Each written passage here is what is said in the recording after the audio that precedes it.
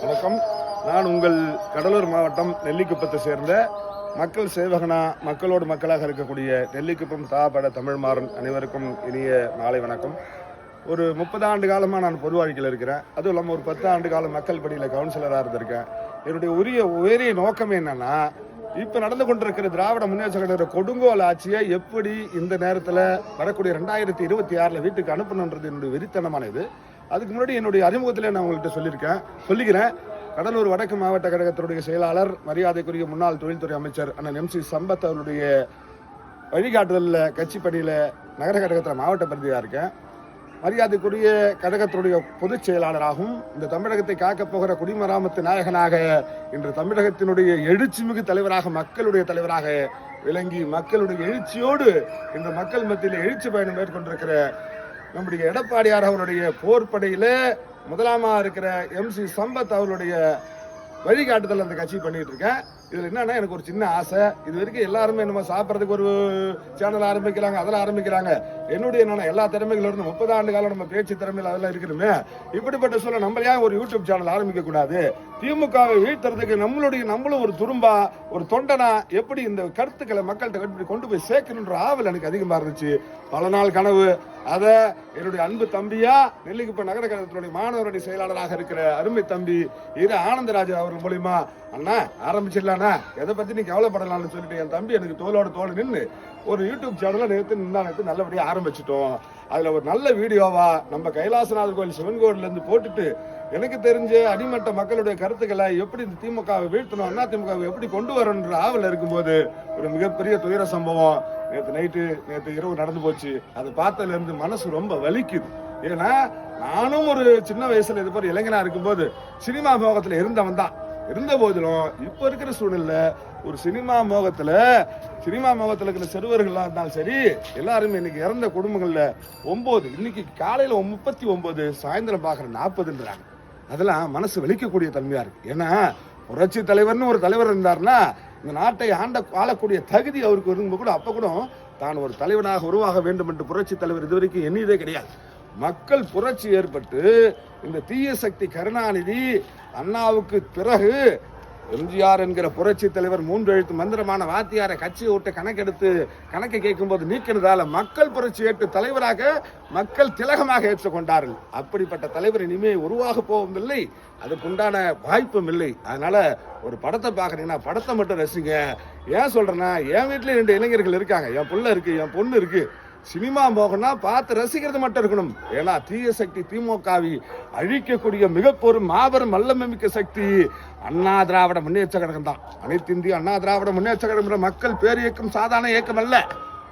எப்படிப்பட்ட தொண்டர்களால் உயிரை கொடுத்து MGRக்கு பிறகு புரட்சி தலைவி அம்மா அவர்கள் இந்த கழகத்தை கட்டி காத்து இன்று இரட்டைலை மீட்டு கட்சியை காப்பாற்ற போகிற ஒரே ஒப்பற்ற தலைவன் எடப்பாடியார் சாமானிய மனிதன் அல்ல. அடிப்படையில் கிளைக்கழக செயலாளராக இருந்து கொஞ்சம் கொஞ்சமாக தலைவருக்கு பிறகு ஒரு கட்சிக்கு ஒரு இழுக்கு வர்ற சூழ்நிலை. அப்ப கூட புரட்சி தலைவி அம்மா கூட நின்று சேவல் சின்னத்தில் வென்று காட்டிய சேவல் கொடியனாக எடப்பாடியார் சரியான நேரத்தில் இளைஞர்கள் எழுச்சி நாயகனாகவும் விவசாய கடன்களை தள்ளுபடி செய்ய முடியுமா என்ற கோணத்தில் 2 முறை விவசாய கடன்களை ரத்து செய்தவர். கொரோனா காலம் எதுவுமே பண்ண முடியாது. இந்த கொரோனா காலத்துல 6 மாவட்டத்தை உருவாக்கியிருக்கார் தலைவர்.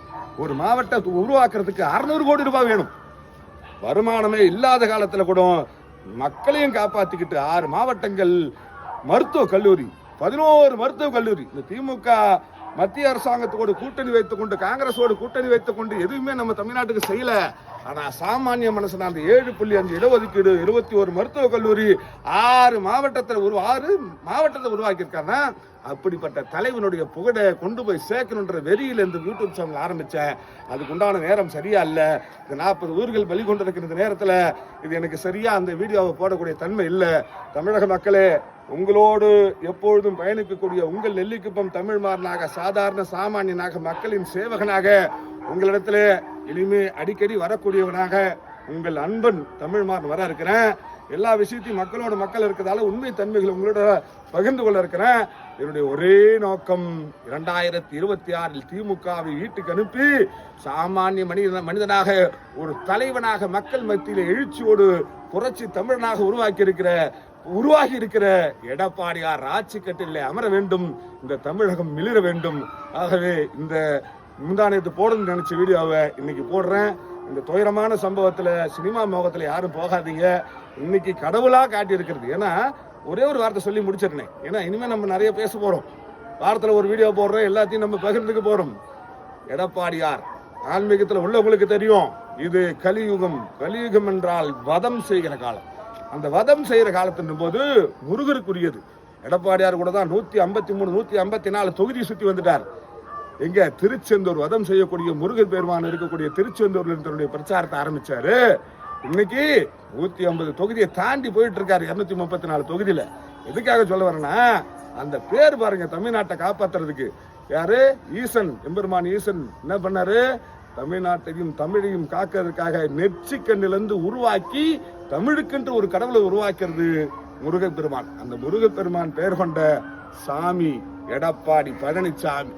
தமிழ்நாட்டில் அந்த பேரை கேட்டா எல்லாரும் சொன்ன அதிர் அளவுக்கு வந்திருக்கிற நம்மளுடைய எளிய தலைவன், தமிழகத்தை காக்க போகிற தலைவன் எடப்பாடியாருக்காக எனக்கு தெரிந்த நானும் ஒரு சிறு துரும்பாக ஒரு சில கருத்துக்களை எல்லாத்தையும் உங்ககிட்ட கொட்ட போறேன். ஆகவே முதல்ல இந்த வீடியோ உங்களுக்கு போடுறேன்.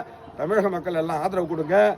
நம்மளுடைய உண்மையான ரத்தத்தின் ரத்தமான அதிமுக அத்தனை பேரும் அது நோய் சொல்லாங்களே, பெல் பட்டன் அழுத்தினா சப்ஸ்கிரைப் பண்ணணும்னு சொல்லிட்டு அதை பண்ணி இந்த எளிய தொண்டனுக்கு ஆதரவு கொடுங்க. நம் தொடர்பில் இருப்போம். நன்றி, வணக்கம்.